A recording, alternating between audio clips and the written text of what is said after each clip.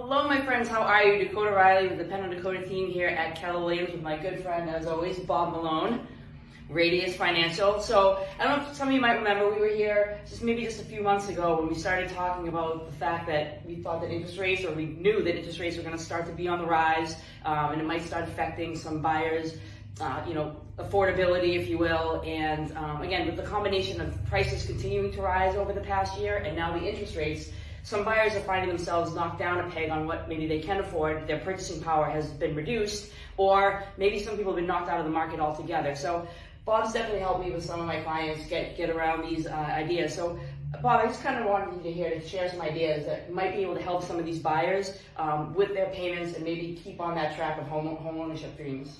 Absolutely. So we have seen rates rise. We've seen the price of everything go up. Price of gas, price of money's going up too. That's interest rates, right? And there's really nothing anyone can do about interest rates. That's all market driven.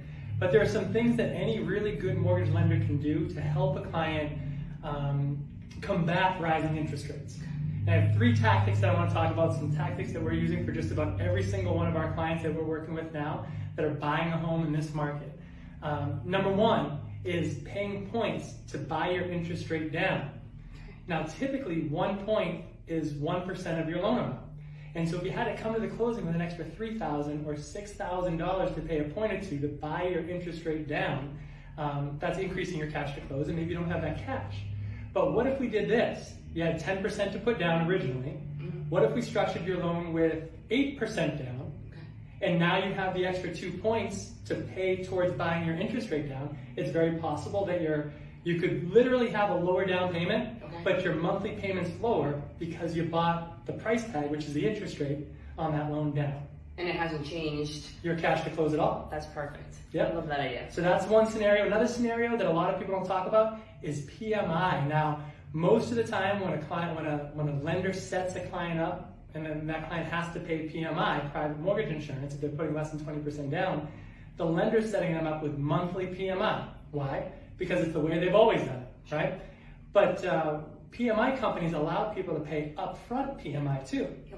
By paying a point or two, whatever the cost is for that upfront PMI, and you're paying it upfront and not monthly at all. So same tactic applies. If you had 10% to put down originally, maybe we put 8% down. We use the extra 2% that you have in your pocket now to pay towards upfront PMI, and now your payment is $100, $200, $300 a month lower because you're not paying the PMI monthly. You paid it upfront, and your cash to close essentially remains the same. So basically the buyer's coming to the table with the same amount they would have, but you've structured it in a way where the money can be offset and then the payment is done.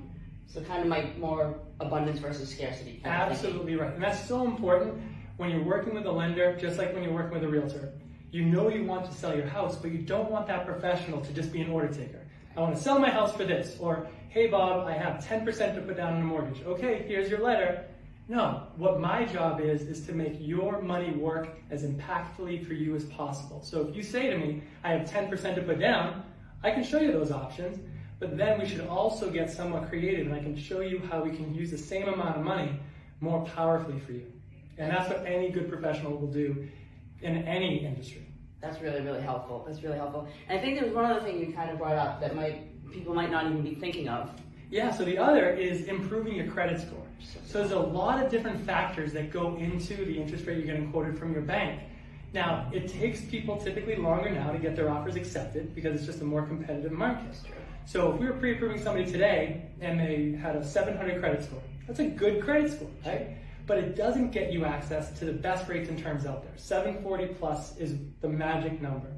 But we have some time, right? I mean, if you found your dream home tomorrow, sure, here's your loan, and if you're good with the numbers, you're good to go.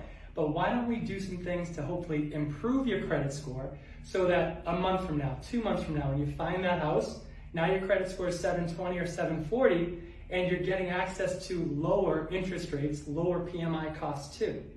So if you have a lender that you've been working with and they gave you a pre-approval letter a month ago, based on your 700 credit score, call them and ask them if there's anything you can do to improve your credit score so that hopefully when you find that house and we repull your credit score, it's that much higher and the interest rate you're getting hopefully is that much lower. Wow. And great lenders like you would have different options for them to get their credit score up. Absolutely. Ways. Yeah.